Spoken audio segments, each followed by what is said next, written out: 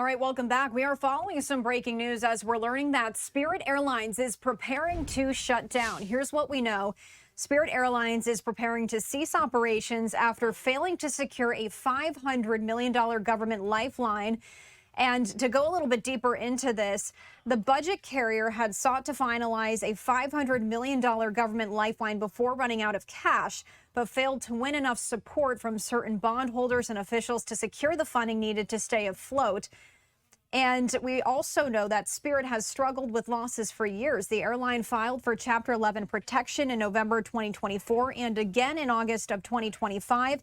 Now, with the Iran war driving up jet fuel costs for all airlines, creditors earlier this month expressed doubts about Spirit's ongoing viability, raising the possibility the airline recognized for its bright yellow planes would be forced to sell its assets and cease operating. Spirit's relatively young fleet has made it an attractive acquisition target, but previous buyout attempts from budget rivals like JetBlue and Frontier were unsuccessful both before and during Spirit's first bankruptcy.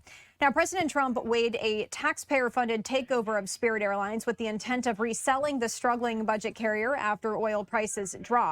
The White House has attempted to blame Spirit's predicament on the Biden administration, which in 2023 sued to stop JetBlue Airways from buying Spirit for $3.8 billion. A little more than a year before President Trump replaced Joe Biden as president, a federal judge in Dallas blocked a proposed Spirit-JetBlue merger, saying it would drive up airfares for passengers.